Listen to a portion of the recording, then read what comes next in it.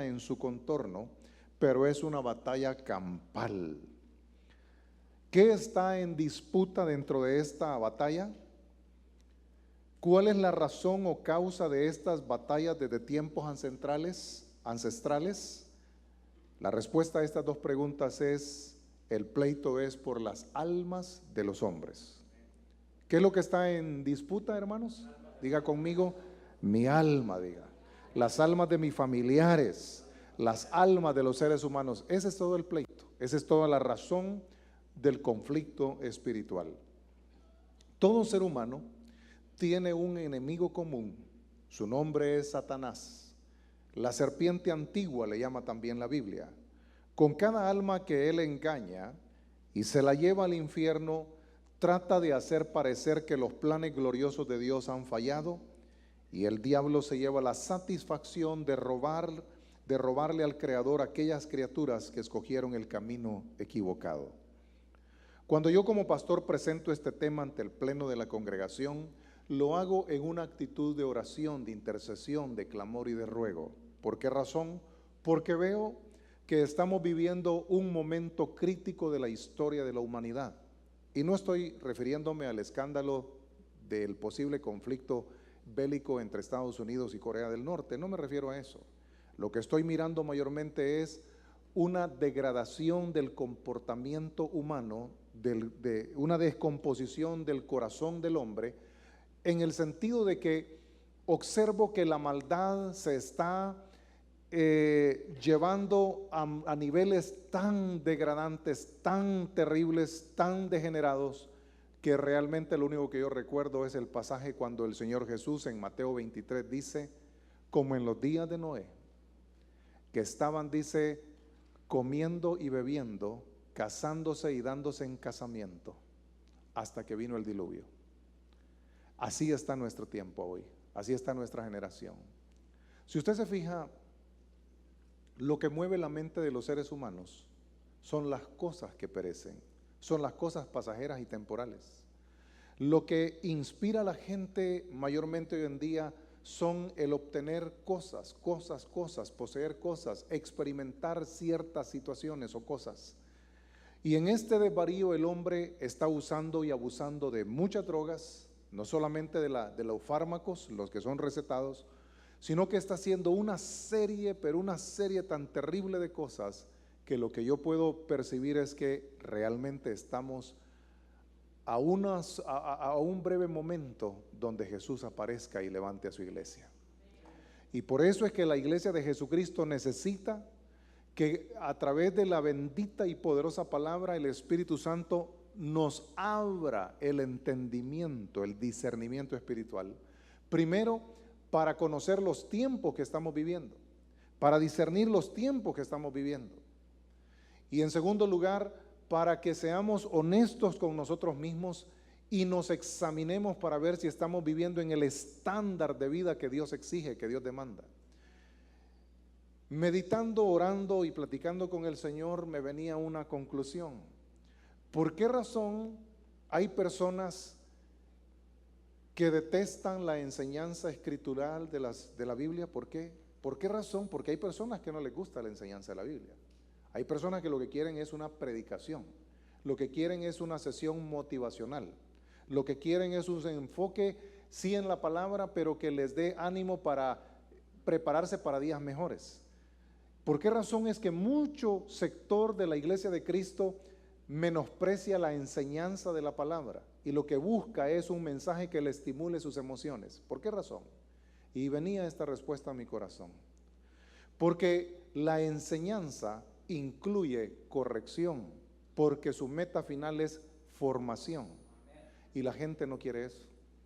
La gente quiere una palmadita en el hombro, la gente quiere que le aplaudan, la gente quiere que todo el mundo le sonría y que le hablen de que todo va a estar bien, todo va a estar bien, todo va a estar bien, todo va a estar bien, todo va a estar bien, todo va a estar bien. Te duele la muela, tranquilo hombre, ya te va a pasar, ya todo va a estar bien. Y la muela se le está pudriendo. Y no se la quiere atender porque otro le dice que todo va a estar bien. Así se descuida el matrimonio, así se descuida la formación de los hijos, así se descuida la comunión con Dios, así se descuida la comunión con los santos, con nuestros hermanos en la fe, así se descuida el cumplimiento de las leyes que están para bien. de los que las cumplen.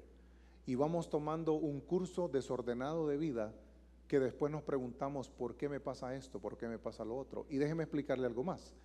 En el desorden de la vida de un hombre creyente o cristiano, en el desorden de la vida de una mujer cristiana o creyente, lo que abre es, consciente o inconscientemente, es puertas al mundo espiritual de la opresión. Y por eso yo quiero traer este tema a colación, porque le he pedido al Señor que como iglesia, como ministerio, nos abra el entendimiento. Déjenme preguntarle algo. El domingo pasado yo traje 50 hojas. ¿Usted recibió una de esas hojas? ¿No la recibieron? No la recibieron. Vaya. Entonces, mire, el domingo yo traje unas hojas porque sí la repartieron las hojas, ¿verdad? Sí la repartieron. Sí la repartimos porque la idea es que los que no ayunan, los que no oran, por lo menos un día a la semana, que lo hagan.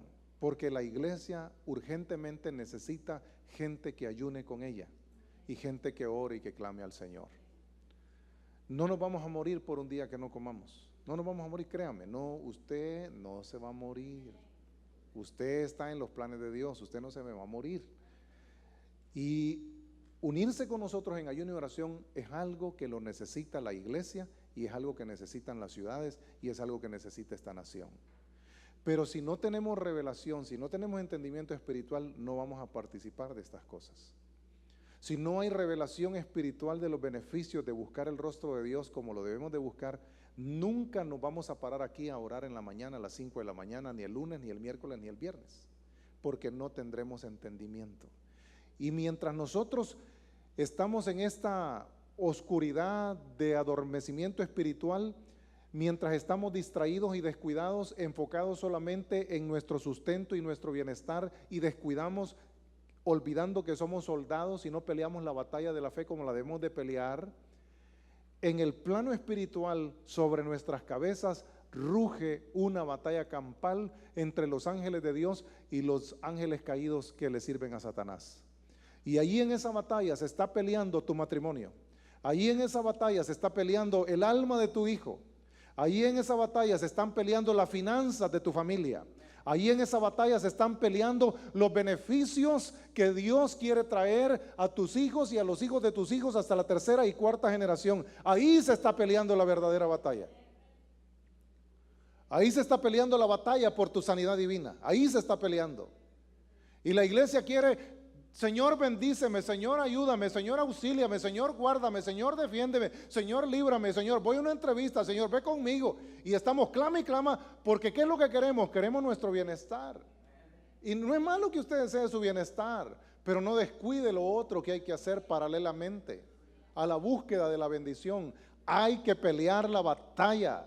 Los problemas de tu familia no se van a resolver solamente con buenas intenciones. Hay que clamar, hay que interceder. La Biblia dice que Dios pone así el querer como el hacer. Hay cosas que pueden ser cambiadas en el carácter, en el corazón, en la mente de nuestro cónyuge o de uno de nuestros hijos o en nosotros mismos, pero no bastan las buenas intenciones. La oración es poderosa, la intercesión es poderosa. Cuando usted ora en fe, alineado con la gloriosa, bendita y poderosa palabra de Dios, usted activa en los aires actividades angelicales a su favor. Usted no puede ser indiferente a la necesidad de la oración.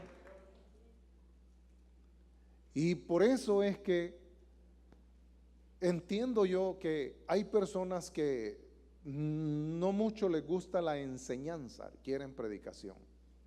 Pero hermanos amados, en el nombre de Jesús, escúcheme esto y yo espero que usted lo reciba en su corazoncito. El Señor Jesús, de todo lo que Él predicó, de todo lo que Él dijo, el 75 a 80% era enseñanza. Era enseñanza. Enseñanza correctiva, enseñanza instructiva, formativa. Y eso es lo que usted y yo necesitamos. Quien nos dé cuento sobra. Sucede en los circos, sucede en los programas de televisión de shows, sucede en muchos lugares. Pero si usted quiere realmente ser formado para la gloria de Dios, usted necesita exponerse a la enseñanza de la palabra. Entonces, cuando yo como pastor presento este tema ante el pleno de la congregación, lo hago en una actitud de oración, pidiendo al Padre de misericordia, a nuestro Dios, Señor y Creador, que abra el entendimiento de su iglesia y que con su Santo Espíritu despierte a cualquiera que se encuentre más que dormido, engañado por el príncipe de este siglo. Entonces, hermano, hermana mía, vistámonos con toda la armadura de Dios y tomemos las armas de nuestra milicia, que son poderosas en Dios para destrucción de fortalezas. Marchemos hacia adelante, peleando cada batalla en el poderoso nombre de Jesús, y caigan todos nuestros enemigos bajo los pies de Jesucristo, en el nombre de Jesús. ¿Cuántos pueden decir amén a eso? Mire, Israel el pueblo, ganó el hermano Israel, no. Israel, el pueblo, la nación de Israel, su historia de pecados son una gran lección para nosotros. Vaya conmigo, por favor, a segundo libro de Crónicas y abra ahí su Biblia en el capítulo 28, por favor.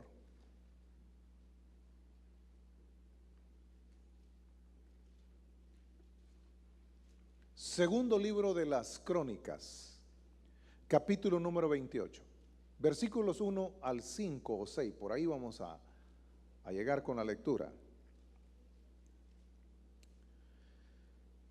Quiero hacerle una aclaración. Este rey que aparece ahí, en la versión Reina Valera le llama el rey Acaz. Este fue uno de los más malos y perversos reyes que la nación de Israel pudo tener. Uno de los más malos. Y cuando estemos leyendo la escritura, yo quiero pedirle a usted un favor. Póngame aquí atención. Yo quiero que usted use su intelecto. Yo quiero que usted ponga todos sus sentidos atentos a la palabra de esta hora y que le ponga cabeza a lo que vamos a hablar. Cuando leamos este pasaje, yo quiero que con la ayuda, con el auxilio, con la asistencia del Espíritu Santo, usted busque en su conocimiento, en sus registros, en su memoria de la historia de su familia, qué persona, qué individuo en la familia usted tiene conocimiento de que hizo mal delante de Dios. Identifíquelo. Porque es muy probable que muchas de las desgracias, que muchas de las derrotas, muchas de las condiciones que quizás usted ha sufrido, de ruina, de pobreza, de miseria, de dolor, de tristeza, de amargura, de ansiedad, de depresión, qué sé yo de qué, sea el resultado de algo que no ha sido resuelto. Porque una persona mala, perversa, mire, ¿qué dice en la Biblia? Que el que sabe hacer lo bueno y no lo hace, le es pecado. Y ahí entramos todos, usted y yo, entramos toditos, pero en bola, hermano. Porque todos sabemos hacer lo bueno. ¿Y qué pasa? No lo hacemos todo lo bueno que pudiéramos hacer. ¿O estoy mintiendo? ¿Ah? El que sabe hacer lo bueno y no lo hace, dice, le es pecado. Mire, todos nosotros somos pecadores. En bola entramos, hermano, y sobra. ¿Por qué razón? Porque no nos aplicamos con el corazón a hacer lo que sabemos que debemos de hacer. Y entonces yo le ruego a Dios que cuando usted lea conmigo esta palabra, estas escrituras, usted identifique qué personas en tu árbol genealógico ofendieron a Dios, retaron a Dios y quizás hasta altercaron con Él. Y dice así la palabra de Dios, la leemos en el nombre del Padre, del Hijo y del Espíritu Santo. De 20 años era Acaz cuando comenzó a reinar, y 16 años reinó en Jerusalén. Mas no hizo lo recto ante los ojos de Jehová, como David su padre. Antes anduvo en los caminos de los reyes de Israel, y además hizo imágenes fundidas a los Baales. Ya habían muchas imágenes, pero este se puso a hacer más imágenes. Quemó también incienso en el valle de los hijos de Hinón, e hizo pasar, póngale atención a eso por favor, e hizo pasar a sus hijos por fuego, conforme a las abominaciones de las naciones que Jehová había arrojado de la presencia de los hijos de Israel. ¿Qué quiere decir eso de que hizo pasar a sus hijos por el fuego? Les pasó una velita. No, si no le estaba haciendo ni una limpia ni nada de eso. ¿Qué hizo literalmente? Mire, Baal, hay varias imágenes, usted lo encuentra en los diccionarios bíblicos, encuentra los dibujos que representan el culto a Baal o la imagen de Baal. Pero Baal, que venía de un dios mitológico desde los días de Babilonia, era una esfinge con la apariencia de ser humano, de un hombre, que estaba sentado con las rodillas cruzadas como hacen los de la meditación trascendental y los que practican yoga y se ponen y entonces con las canillas cruzadas y las manos así juntas, ¿verdad? Formando una especie como de caso. Entre las piernas y debajo de las manos ahí había un espacio, un hueco donde le ponían rajas de leña y le prendían fuego. Cuando los que adoraban a Baal le rendían culto, una forma de ofrendarle a este Dios y agradarlo era literalmente agarrar a sus hijos babies y traérselos. Y cuando dice que los pasaban por el fuego, era lanzarlos en ese caso que estaba caliente, al rojo vivo. Y ahí caían las criaturas pegando gritos, alaridos, en el instante prácticamente morían quemadas. Ese era el sacrificio más grande que le podían dar a Baal. Todo ese tipo de práctica tiene un origen completamente satánico. Cuando alguien se involucraba en el culto a Baal, de principio, porque adoraba a un Dios extraño, a Dios le ofendía, no le agradaba. Pero llegar y dar el otro paso, de tomar a sus propios hijos y lanzarlos en sacrificio a este ídolo, era para delante de Dios, era una total abominación. Este rey hizo eso. Y por eso es que Dios se enojó mucho con él y con su generación. Y mire, sigue añadiendo. Asimismo sacrificó y quemó incienso en los lugares altos, en los collados y debajo de todo árbol frondoso. En estos lugares lo que había eran altares a Baal, a la imagen de Acera y a otros dioses paganos que eran los dioses que adoraban las naciones alrededor de Israel. Pero por lo cual dice, Jehová su Dios lo entregó en manos del rey de los asirios, los cuales lo derrotaron. ¿Y qué más hicieron? Y le tomaron gran número de prisioneros que llevaron a Damasco.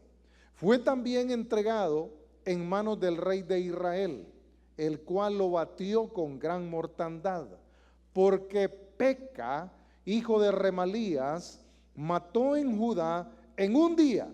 ¿En cuánto tiempo mató? En un día, escuchen la cantidad de los muertos, 120,000 hombres valientes. En un día, oiga las pérdidas que sufrió el pueblo por tener un rey que había ofendido a Dios. En un día le mataron 120,000 hombres de guerra. ¿Qué significa eso? Que muy probablemente ellos eran hombres con mujeres e hijos. Sus mujeres quedaron viudas y los hijos quedaron huérfanos. 120,000 familias afectadas. La pérdida era terrible. Y escuche lo que sigue diciendo el relato bíblico. Dice que esto sucedió por cuanto habían dejado a Jehová, el Dios de sus padres. Asimismo, dice Sicri, hombre poderoso de Efraín, mató a Maasías, hijo del rey Acaz, y a Sricam, su mayordomo, y a Elcana, segundo después del rey. También los hijos de Israel tomaron cautivos de sus hermanos. ¿A cuántos dice? A 200,000 mujeres, muchachos y muchachas, además de haber tomado de ellos mucho botín que llevaron a Samaria. Pero déjeme explicarle algo. Cuando estos pueblos tomaban cautivos a los habitantes de las ciudades o los pueblos que ellos sometían, cuando dice que los llevaban cautivos, el asunto era esto, que les despojaban de todos sus bienes si tenían algunos bienes en su propiedad, en su casa. Los sacaban de su casa, los despojaban de su ropa, los despojaban de sus zapatos, de sus sandalias, porque una forma de torturarlos era sufrir caminando en un pedregal o caminando por el camino si habían espinas. Era parte de la gloria que se llamaba el que los sometía. O sea que no solamente le mataron 120, no solamente le tomaron 200,000 cautivos, sino que los hicieron pasar por dura vergüenza. ¿Me está comprendiendo? Entonces, cuando hay un líder, cuando hay una persona en autoridad, en eminencia, que ofende a Dios, que reta a Dios, que no hace lo que Dios dice, sino que va más allá, incluso ofendiéndolo de una manera extraordinaria, cuando Dios quita su favor, cuando Dios quita sus bendiciones, cuando Dios aparta su protección, lo que le viene a ese hombre, a esa familia, a ese pueblo, a esa ciudad, a esa nación, es desgracia tras desgracia tras desgracia. Es la ruina completa y total. Por eso, mis amados hermanos, mire, este conflicto espiritual es serio. Si usted no quiere sufrir pérdidas como creyente, como hijo de Dios, usted tiene que asegurarse de que usted es del ejército del cielo. Amén. ¿Qué dijo Jesús? Porque el que conmigo no recoge, desparrama, y el que no es conmigo, contra mí es. Estamos en guerra. Estamos en guerra espiritual, en una batalla, hermano.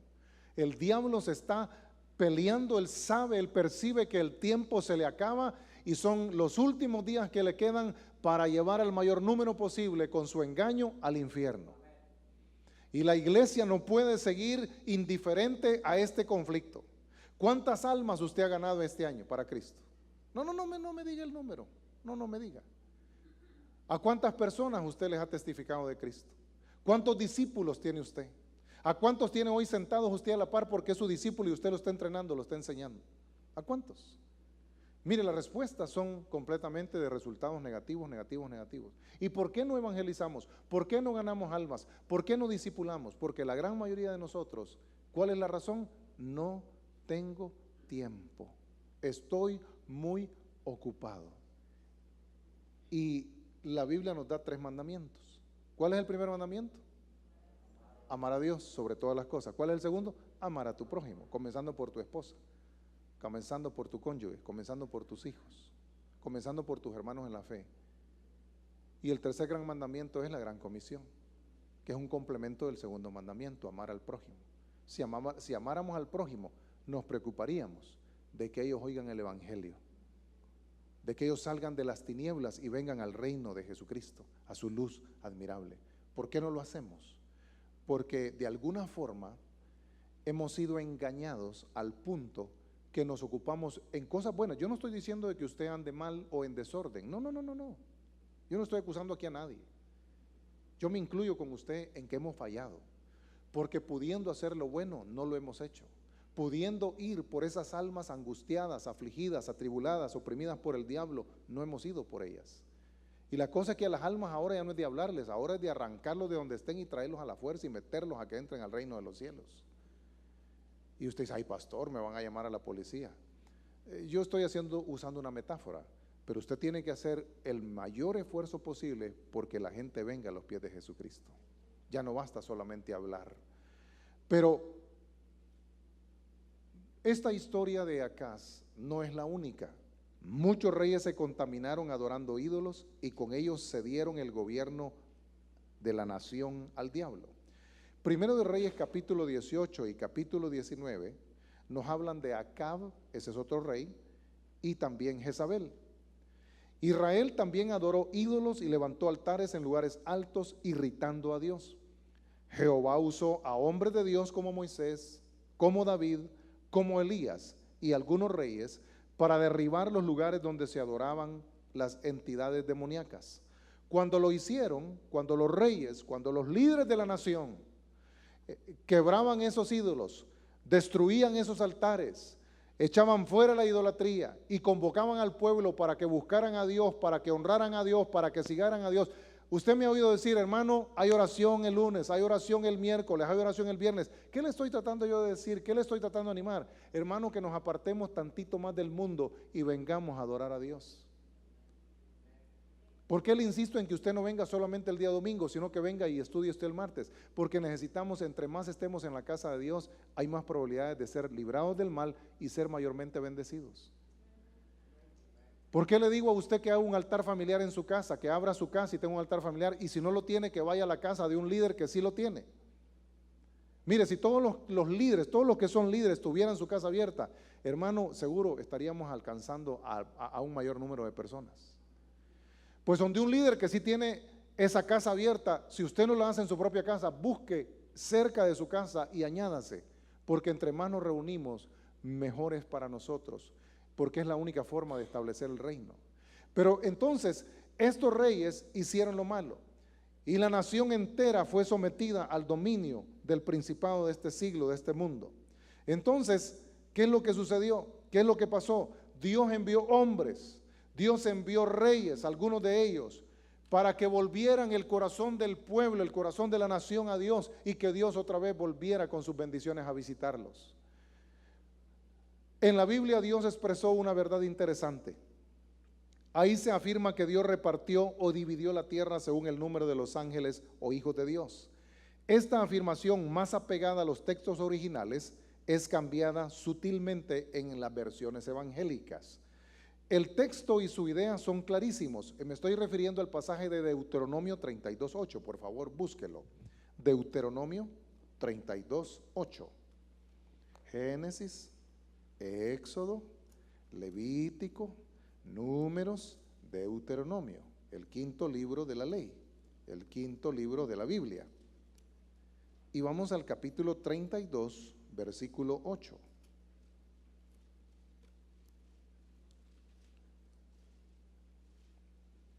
Y dice así: cuando el Altísimo hizo heredar a las naciones, cuando hizo dividir a los hijos de los hombres, estableció los límites de los pueblos según el número de los hijos de Israel. Fíjese esta versión como lo dice, pero veamos otra versión, la Nueva Traducción Viviente. Mire cómo dice: cuando el Altísimo asignó territorios a las naciones, cuando dividió a la raza humana, fijó los límites de los pueblos según el número de su corte celestial. ¿Según qué? Según el número de su corte celestial. O sea, la repartición de la humanidad sobre la tierra está íntimamente relacionada con los ángeles que Dios asignó para su protección. ¿Lo captó? No, más o menos. Otro texto más, se lo leo. Bueno, ya leímos la Reina Valera del 60. Pero esta versión de la Biblia Lexham, la Septuaginta, en inglés dice, according to the number of the angels of God. Es completamente diferente, de acuerdo al número de los ángeles de Dios. De acuerdo a ese número, la tierra se dividió y se dividieron también los pueblos. La otra versión, la Holy Bible, the New Living Translation, dice, according to the number in his heavenly court. O sea, de acuerdo al número de los miembros de su corte celestial, de acuerdo a los números de los ángeles, para ser claro, concreto, de acuerdo al ejército de ángeles, Dios en la tierra distribuyó la población humana. ¿Con qué propósito? ¿Con qué finalidad? Con el propósito de darle protección. Le decía yo hace un momento, cómo la maldad se ha multiplicado. Miren, amados hermanos, amada iglesia de Jesucristo, atención a esto. Las cosas no están peor gracias a la presencia del Espíritu Santo en los hijos de Dios. Y las cosas no están peor gracias a los ángeles del cielo que guardan a su pueblo, que guardan a su iglesia. Por eso, miren, amados hermanos, en el nombre de Jesús les exhorto, les amonesto. Ustedes que tienen conflictos, problemas que no resuelven, ustedes que están trabados y no pasan del mismo lugar, hermano, por favor, por amor a su propia alma, mire, si usted ama de verdad a su familia, por favor, si en usted está el cambiar y mejorar, cambie, por favor. Si usted todavía saca culebros y sapos de su boca, miren, el nombre poderoso de Jesús, por favor, por amor a su propia alma, por favor, cancele esa situación. Pare de estar en esa cosa, en esa clase de vida. Si usted tiene vicios, si usted tiene situaciones que usted está visitando páginas de pornografía, en el nombre de Jesús, por amor a tu alma, para, detente, frena, detente en el nombre de Jesús. Si tú estás tratando con injusticia a tu empleado, Si tú estás tratando con injusticia a la compañía que te ha dado trabajo, si estás tomando algo indebidamente, detente, para por amor a tu vida, por amor a tu alma, por amor a tu familia. Detente, mi hermano, en el nombre poderoso de Jesús. Tú fuiste escogido por Dios para hacer luz, para hacer sal. No tienes nada que ver con las tinieblas, no tienes nada que ver con la maldad, no tienes nada que ver con la perversión. No, usted es una persona santa, usted es una persona apartada para la gloria de Dios. Usted es una muy especial mujer en esta tierra, amada por el Santo de Israel. Dios tiene planes hermosos contigo y con tus hijos. No los eches a perder, no los eches a perder. Es triste, mi querido hermano, mi querida hermana, mirar a un hijo que se hace viejo y lleno de vicios, apartado de Dios, apartado de la justicia, sufriendo miseria, pobreza, vergüenza, fracaso tras fracaso, pleito tras pleito. Tu corazón no descansará con ese hijo, se va a hacer viejo, mañana se va a convertir tu mismo hijo en abuelo. Y si todavía estás viviendo al ver su desgracia y su mal vivir, tu corazón llorará, llorará, llorará y llorará. Eso no es vida, hermano. Esa no es la vida abundante que Cristo vino a comprar en la cruz del Calvario. Pero es necesario que nuestra vida se ponga en orden, que nuestra vida se ponga en línea con la palabra de Dios. Renunciemos al desorden, amados hermanos. Renunciemos al relajo y al pecado. Dejemos de vivir mal. No ofendamos más a Dios, hermanos amados, por el amor de Jesucristo, por amor a nuestra propia familia. En el nombre de Jesús, hermano, corrijamos nuestro mal vivir. Corrijámonos, hermanos. Dios es bueno. Dios es bueno. Sin merecerlo, sin merecerlo.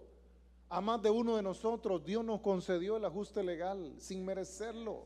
A más de alguno de nosotros Dios nos concedió sin merecerlo la ciudadanía americana. Sin merecerlo Dios nos concedió hijos, algunos de nosotros. Sin merecerlo Dios te dio algo bueno hay en ti, algo bueno ha puesto Dios en ti. No lo merecías, no lo merecía yo, pero Dios, que es bueno, dijo: es que es mi hijo, es mi hija, no le puedo dejar de dar algo bueno. Dios ha sido bueno con nosotros. Su misericordia, su amor, su fidelidad son evidentes cada día. ¿Por qué nos portamos tan mal? ¿Por qué somos tan duros de cerviz? ¿Por qué encallecemos el corazón? ¿Por qué nos hacemos los mensos que no le entendemos a Dios cuando Él, con su amor, cada día nos quiere abrazar? Con su palabra nos quiere corregir, con su palabra nos quiere instruir, con su palabra nos quiere decir: mira, hijo, yo tengo un camino para ti bien aplanadito, bien derecho, para que no tropieces. Hijo, este es el camino. Y constantemente Dios insiste y trata y procura de abrirnos los ojos, de enderezar el corazón. Pero no, nosotros volvemos otra vez hipnotizados por las cosas del mundo, arrastrados por el engaño de demonios que se revuelven en los aires sobre nuestras cabezas. Y por estar tan distraídos y tan ocupados en los afanes de lo material, dejamos de oír la voz de Dios. Y perdemos el curso, perdemos el rumbo. ¿Usted tiene idea de cuántos cristianos se divorcian? ¿Ah? ¿Tiene usted idea? Somos una vergüenza, hermano. ¿Y por qué se divorció? Ay, es que yo ya no le aguanto, yo ya no soporto. Ay. Hasta mucho me tardé. Dígale eso a Dios. Párese enfrente de Él. Mírelo a los ojos. Dígale eso a Dios. Dígaselo a Él, a ver si puede. No, hermanos, no nos equivoquemos. La victoria en Cristo es nuestra.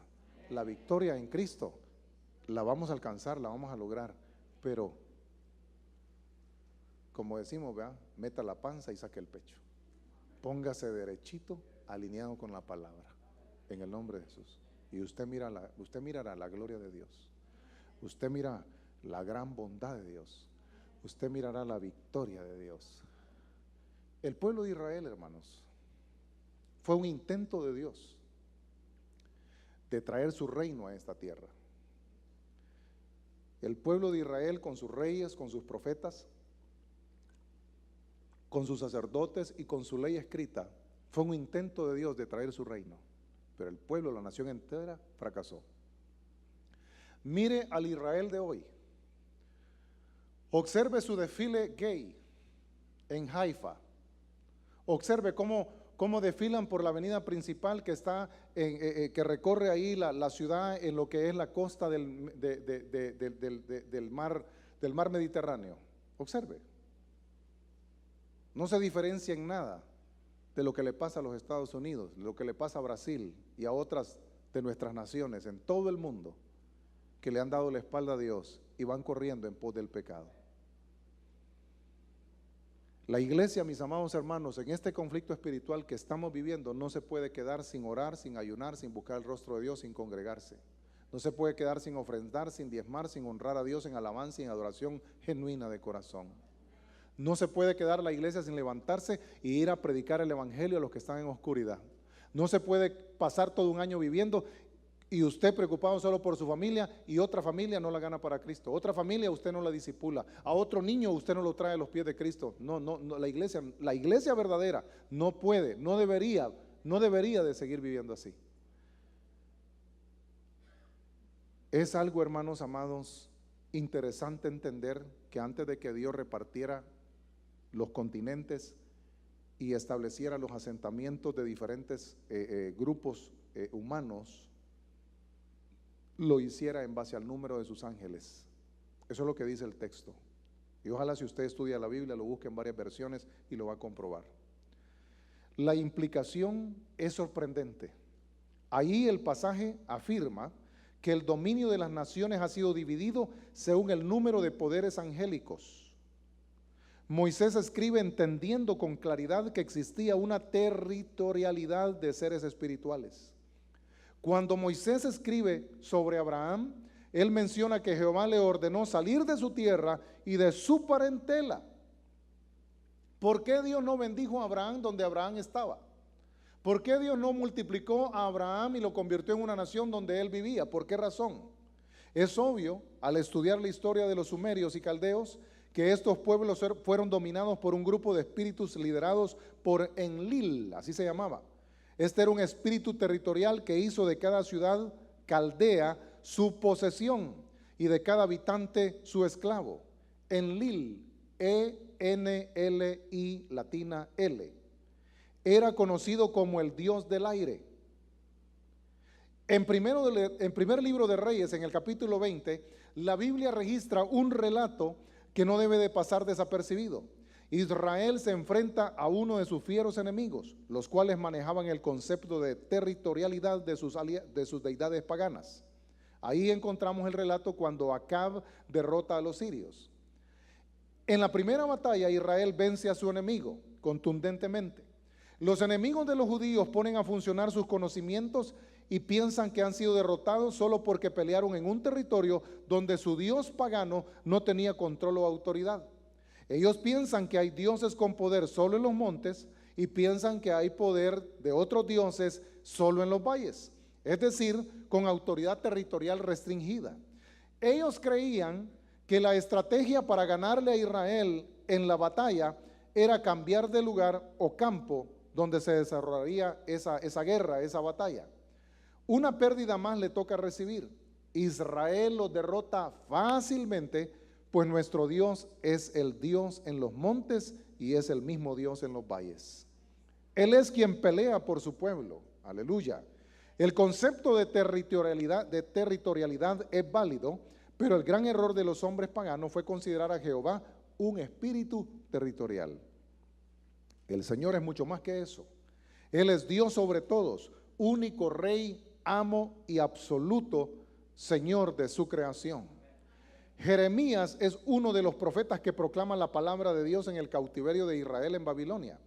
Él enfatiza la derrota y caída de Babilonia, base del poder imperial de Nabucodonosor y otros reyes caldeos. Esta caída la relaciona con la destrucción de ídolos y esculturas de su dios Merodach, el cual es Bel, que significa Señor, o lo mismo que es Baal. Este era el dios estratégico del paganismo babilónico. Era el espíritu territorial principal sobre toda la nación y el imperio. ¿Cuál es el Dios de la nación de los Estados Unidos? ¿Cuál es el Dios de esta nación? Piénselo, por favor. Disciérnalo. En un tiempo la nación tuvo a Jesucristo como su Señor. En un periodo de varias generaciones consecutivas, esta nación conoció a Jehová de los ejércitos y lo estableció en sus corazones como su Dios. Honró a Dios, glorificó a Dios y sirvió a Dios con fidelidad. La nación entera, se dice la nación entera cuando pasa más del 50% de la población sirviendo, adorando, exaltando y glorificando a Dios. Y hubieron como 3 a 4 generaciones, tal vez casi 5, que fielmente honraron y glorificaron a Dios, al Dios verdadero.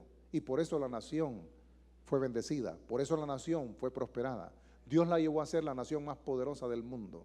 Se constituyó en un modelo en todos los estratos, en gobierno, en legislación, en infraestructuras, en industria, en comercio, en el manejo de la banca, los diseños de la educación. Este país fue pionero en muchas cosas y se constituyó en líder mundial. ¿Por qué razón? No por la astucia de sus políticos, no por la astucia ni siquiera de su gente, fue porque la gente había decidido en esas generaciones honrar al Dios verdadero, servirlo y glorificarlo. Y cuando una nación tiene a Jehová como su Dios, la nación es bendecida, la nación es favorecida por el Todopoderoso. El amparo de Jehová se está apartando de esta nación, porque mucha gente ha escogido el pecado, la perversión, la maldad, y tenemos un alto índice de consumidores de diferentes drogas. Hermano, que Dios te libre y libre a tus hijos de ser esclavo de las drogas. Oh, hermanos amados, es un azote esa situación. Necesitamos el auxilio de Dios, hermano, más de lo que usted piensa. Necesitamos urgentemente el socorro divino. Y para que venga, hermano, comencemos orando, comencemos intercediendo, comencemos ayunando.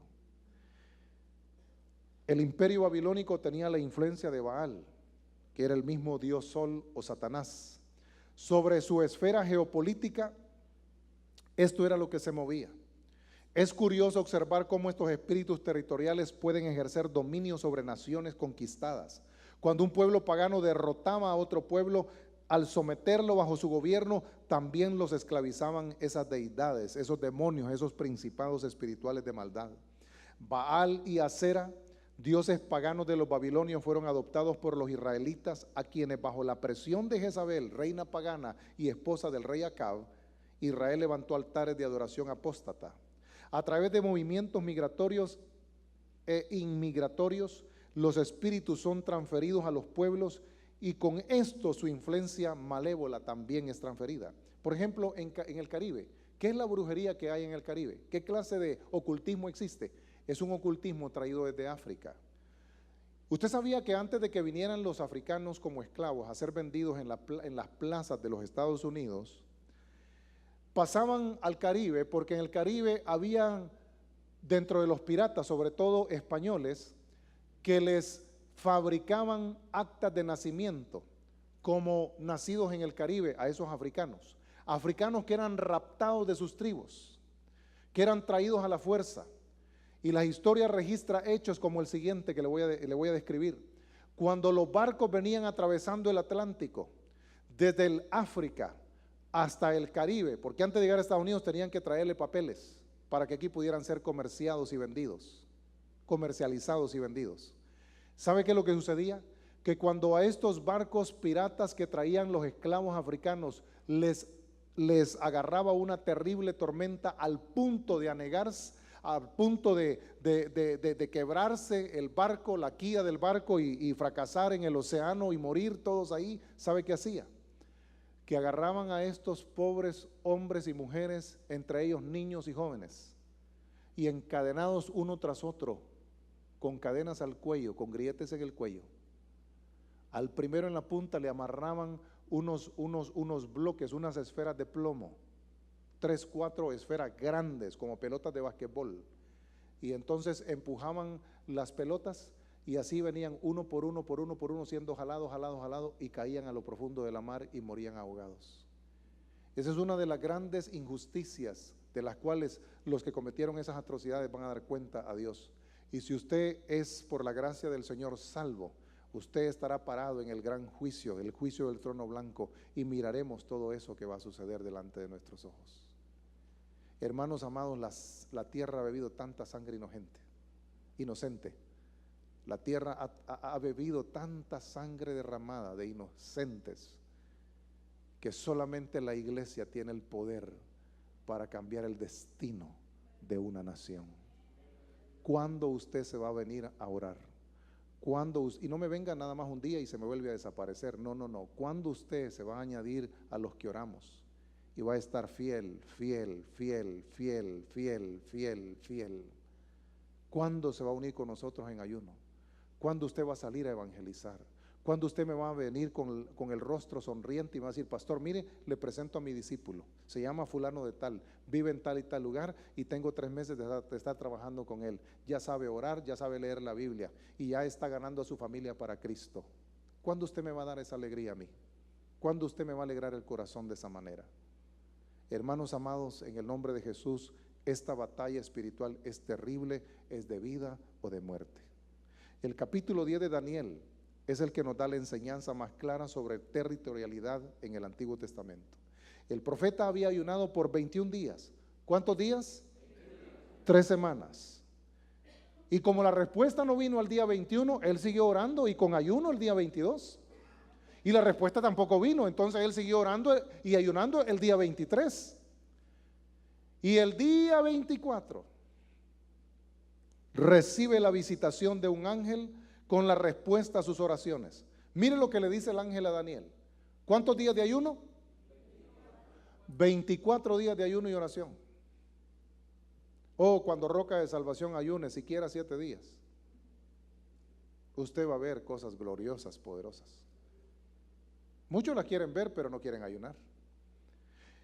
En el 24º día de ayuno e intercesión, ruego y clamor de Daniel, mire lo que el ángel que se le apareció le dice a Daniel: desde el principio de tus oraciones fue oída tu súplica y fui enviado a ti con la respuesta.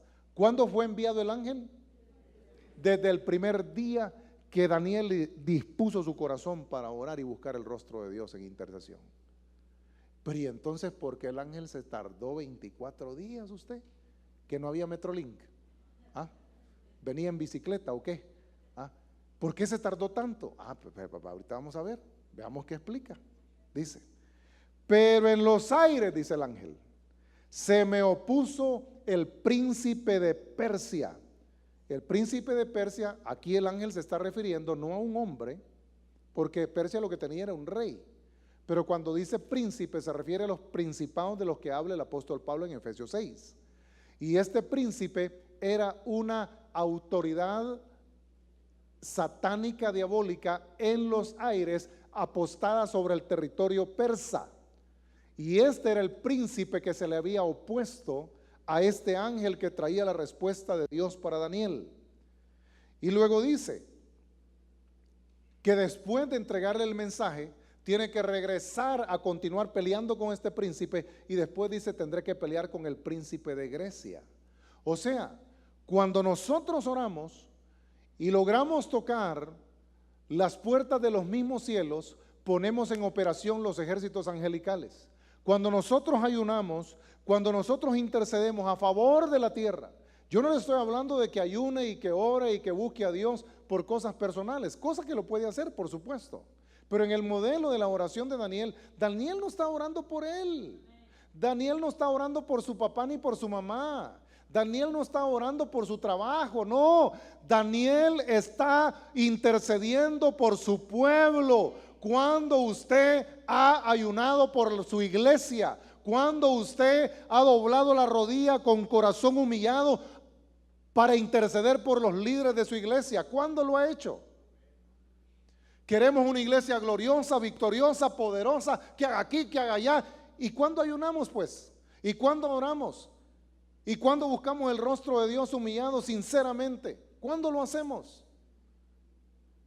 Queremos ver cosas gloriosas, poderosas, maravillosas, pero no estamos haciendo ni lo más mínimo para que la gloria de Dios sea desatada. Hermanos amados en el nombre de Jesús, entendamos estas cosas, estas verdades. El ángel le señala a Daniel que la batalla arreció y tuvo que ser enviado Miguel, el arcángel guerrero, a favor de Israel para derrotar al enemigo. Y finalmente añadió el ángel: debo volver porque en breve pelearé con el príncipe de Grecia. Yo termino aquí con esto. Mire, el reino de los cielos es un reino universal.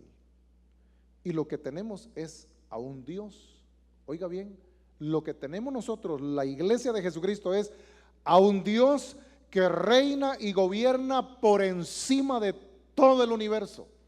Él es el único Dios y Rey verdadero, y Él es todopoderoso. No hay nada imposible para Él, no hay nada grande para Él que Él no pueda hacer. Él es un Dios bueno, Él es un Dios justo, Él es un Dios santo. Lo que necesitamos es alinearnos con Él y ser uno con Él. Y cuando Él te haya revelado su propósito para tu vida y tú tomes la determinación de mantenerte en la ruta que Él te señale, serás más que vencedor en Cristo Jesús. Te darás cuenta que todas las promesas, repito, todas las promesas, insisto, todas las promesas que Dios ha hablado a favor tuyo vendrán a cumplimiento en el nombre de Jesús. Prepárese, hermano. ¿Cuál era la actitud de los apóstoles? Los apóstoles que completaron el canon bíblico, ¿cuál era la actitud de ellos? Ellos amaron a su Señor con la firme determinación de que si muriendo podían confirmar a muchos más en la fe, entonces había que morir por su Señor. Yo te digo, iglesia, no le tengas miedo a la muerte. La muerte es el boleto final para mirar el rostro de aquel que te amó primero y derramó su sangre en la cruz del Calvario y se fue allá al cielo para preparar morada, para que se cumpla lo que Él dijo acerca de ti, para que donde yo estoy, vosotros también estéis. Peleemos la batalla, hermanos. Peleemos bien nuestra batalla, peleémosla bien en el nombre de Jesús. Vayamos por las almas atribuladas, angustiadas, afligidas y oprimidas por el diablo. Rescata a tus hijos, rescata a tus hermanos, rescata a tu papá si todavía vive, rescata a tu mamá. No los dejes en el olvido. Dales la palabra, dales la palabra, dales la palabra, que reciban a Cristo en su corazón, que se conviertan de su maldad, que confiesen todo su pecado, que confiesen su adulterio, su fornicación, su robo, su engaño, su idolatría, su mentira, sus asesinatos, que los confiesen en vida, y guíalos en la oración del pecador para que vengan a salvación. Y tu conversión entonces reciba la promesa cumplida que dijo el Señor: cree en el Señor Jesucristo y serás salva tú y toda tu casa. Incline su rostro y oremos. Padre del cielo, te damos gracias, Señor, por tu palabra. Te damos gracias, Dios Todopoderoso, por tu bondad, por tu fidelidad. Te pedimos, Dios mío, en el nombre de Jesús, que tomes nuestro corazón, Señor, y que lo abras. Abre nuestro entendimiento, Señor. ¿Cuánto tiempo tenemos de tener ese enfermo en la familia? ¿Cuánto tiempo tenemos de estar luchando con nuestras finanzas? ¿Cuánto tiempo tenemos luchando con una situación en el matrimonio? ¿Cuánto tiempo venimos luchando con un hijo, con una hija que no sale adelante? Dios mío, muéstranos, revélanos. Señor, si ha habido alguien en la familia que hizo mal, si hay alguien que ofendió, Señor, tu santo nombre, si hay alguien que hizo oposición y vino maldición sobre toda nuestra familia, Padre, hoy los aquí reunidos clamamos en tu santa presencia: perdona, oh Jehová, el pecado de nuestra familia. Perdona, Dios mío, el pecado de nuestros ancestros. Perdona, Dios del cielo, el pecado de mi padre, de mi madre, de mi abuelo, de mi abuela, de mi bisabuelo, de mi bisabuela, de mi tatarabuelo, de mi tatarabuela. Perdona, perdona, oh Dios mío, y redime mi generación. Perdona, Señor, a mi padre, perdona a mi madre, perdona a mis hermanos, perdona a mis hijos, Dios mío. Revélate, Señor Jesucristo, a ellos. Muéstrate, Señor, a ellos. y que ellos te conozcan como yo te he conocido, Señor. En el nombre poderoso de Jesús, Padre, yo te ruego por todas estas cosas y te damos a ti, Dios mío, toda la gloria, toda la honra, todo el honor, toda la alabanza. Señor, concede que el próximo domingo, Señor, todos entendamos esto y pongamos manos a la obra, y que al pelear bien nuestra batalla en el nombre de Jesús, Señor, nuestros ojos puedan ver tu victoria en nuestras manos, Señor, que te sirven, que te honran, que te alaban y que te bendicen. Todo esto, Dios mío, lo pedimos en el nombre glorioso de nuestro Señor Jesucristo. Amén y amén. Si usted nunca le ha entregado su vida a Jesús, si usted nunca le ha entregado su corazón a Jesús, y usted entiende que está teniendo lucha, batallas, oposición, resistencia, estorbo, yo quiero decirle que una buena forma o un buen número de esos problemas se eliminan cuando nosotros tomamos la decisión de entregarnos a Jesucristo. Mientras no nos rendimos a los pies de Jesucristo, Satanás tiene potestad sobre nosotros, tiene autoridad, tiene dominio, y él puede causarnos muchos daños y muchas pérdidas. La única fórmula